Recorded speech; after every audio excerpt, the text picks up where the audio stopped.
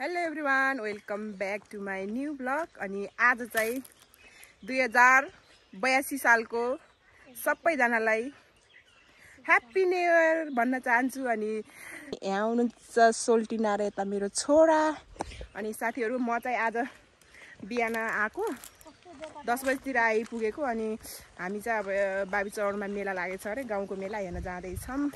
अनि जान्छौँ, अब हामी चाहिँ हिँडिरहेछौँ, अब जान्छौँ।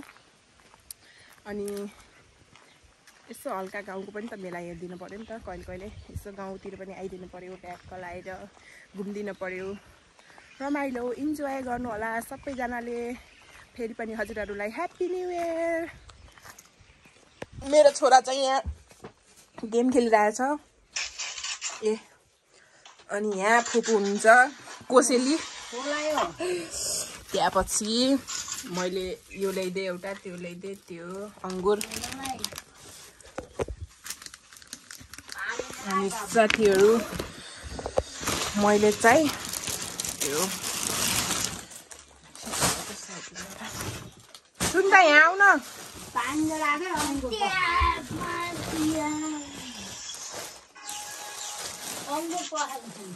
लाउनु तपाईलाई गिफ्ट। आऊ तिमीलाई त तिमीले कलरको ल्याइदिएँ मैले त, तिमीलाई यही कलरको ल्याइदिएँ क्या। लौ बाजेले दिनुभएको गिफ्ट, बाजेलाई धेरै धेरै धन्यवाद छ। नयाँ सालको गिफ्ट हो है आमा छोरीलाई। ल ल थ्याङ्क यू बा भन्नु।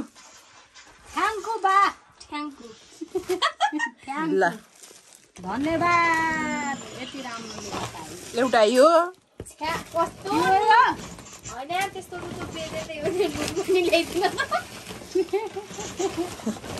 तर यो कलर जसमा मन दिनु गरेर चाहिँ यही नुन पनि उहाँबाट बोक्न पर्दो छ। ऊ बाटोले ल्याउनु भयो त्यही ल्याइदिएको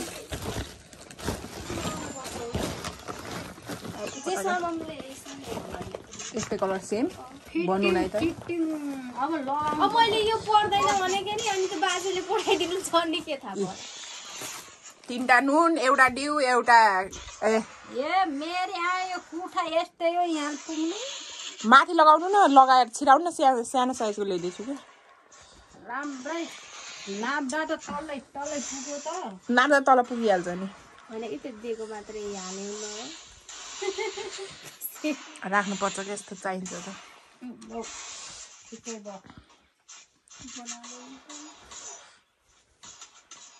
लेन्थ कतिको लाउने हो? त्यति बाउला त ठिकै छ। बाउला कुर्ता नि यस्तै लाउनु मम्मी, अलिकति उ भएन कि है, अलिकति थोरै हानेर ल्याइदिनु पर्यो। कटिङकै तल भएन र, कटिङ माथि सानो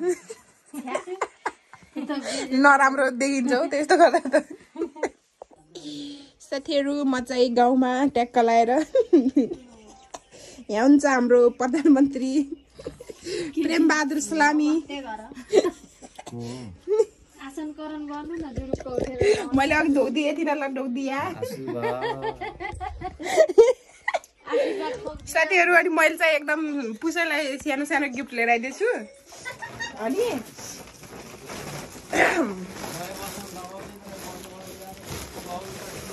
ट्याक्क लगाएर साथीहरू मैले चाहिँ पुसैलाई जाँगेर हाफ ज्याकेट टी सर्ट ल्याइदिएछु, हस्तान्तरण गर्न चाहन्छु। लिनुहोस्, धन्यवाद। नयाँ साल हाम्रो पुसेको। आज नयाँ कपडा लगाउने, अघि नै देवा त यसो लगाएर त्यो लुङ्गी त्यो के बिक्री भएन भन्थ्यो, ले त यहाँ यसो बेर्छु त भने टिकटक बनाउने ट्याक्क। नयाँ वर्ष खोइ मासु खानु साथीहरू फुफु गरेर आएको, मासु पनि खान दिन्न, मासु पनि खान दिन्न यो पुसे लोभीले। मासु बेलुका खाने तय गरिरहेको छ। अनि बाख्रा मासु माथि काट्यो भने त लेमभन्दा नखाने अरे,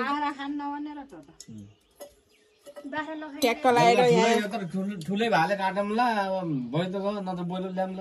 बोइलो ल्याउने भने बोलाउनु त तपाईँ कुखुरालाई, तपाईँ कुखुरालाई बोलाउनु त। अब कहाँ सिक्नु पर्छ नि अब। हाम्रो पुसाले चाहिँ अब जाँगेर हाफ टी सर्ट लगाएर हिँड्नुहुन्छ। नयाँ वर्ष नयाँ वर्षमा जानु न, लगाउने टिकटक बनाउने लगाएर आउनु के जानु। त साथीहरू किन के भाटी सुकेको अलि बाक्नु खाले भित्रबाट कुरा सुन्नु जकेट लगाऊ खे त्यो लगाएर बल्ल लगाउने टी-सर्ट हो कुरा सुन्नु है साथीहरू मेरो पुसेको कुरा हेर्नु न कस्तो मोटाको अझ उ लगाऊ जाने त जाँगे लगायो नि त फेरि तलदेखि माथि चाहिँ एक नासे साथीहरू यस्तो गर न यहाँ केरा लोकल केरा साथीहरू देख्न सक्नुहुन्छ अनि मेरो फुपू घरमा चाहिँ यस्तो फल्छ अनि बुटा चाहिँ यहाँ छ देख्न सक्नुहुन्छ है बुटा चाहिँ यहाँ छ अझै यहाँ फल लगाइरहेछ अनि त्यसपछि यहाँ चाहिँ छोरा र म मेरो छोरा भेनाको छोरा मेरो नि छोरा यहाँ छ अझै आधा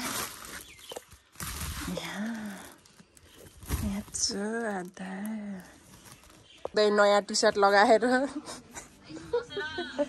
भिजाएर कालो परेको टी सर्ट लगाएर साथीहरू देख्न सक्नुहुन्छ पुरै गोरे पनि डङ परे भन्नुभएको आज नयाँ सालमा नयाँ टी सर्ट लगाएर भित्राएर पुरानो टी सर्ट अनि ट्याक्क लगाएर साथीहरू अब म चाहिँ खान्छु ल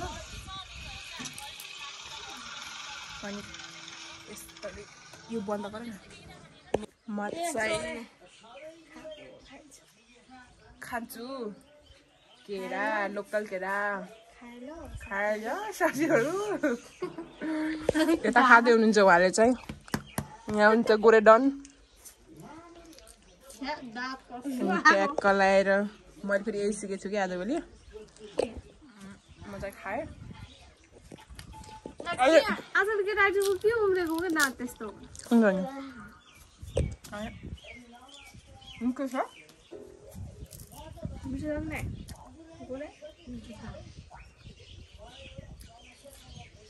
गाउँमा बस ट्याक्क लगाएर अनि उ खाऊ के भन्छ त्यसलाई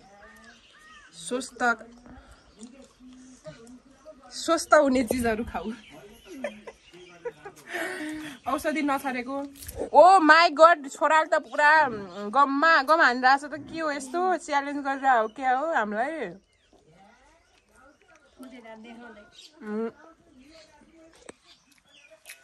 मिठो छ धेरै खाएपछि फेरि मोटाइएला भन्ने डर छ अङ्किले जस्तो खायो कि छ्या यहाँ यो पनि अलि चोर्ला भन्ने डर छ साथीभाइहरू गर्मी भयो कि मेला हेर्न आएको अहिले 4 बज्न लाग्दा पनि गर्मी भएर तनाव छ यहाँ तनाव छ हामी अझै मेलामा पुग्न चाहिँ अझै टाइम लाग्छ 10 मिनट अनि गर्मी भएर पसिना आएर यहाँ पुगोदा हिँडिराख्नु भएको छ उहाँ चाहिँ दुईजना छोरा चाहिँ यहाँ पुरा रिसाए जस्तो भइसक्यो यहाँ खाना नपाएर भोक लागेर गर्मी भइसक्यो हामीलाई पसिना आइरहेको छ मेलाको बिजोक देखेर बिहोस भए साथीहरू मैले सोचेको थिएन यस्तो होला भनेर यस्तो पनि मेला हुन्छ र भनेको के बिहोस भए हरिबिरित लाग्यो आएर त मलाई चलचित्र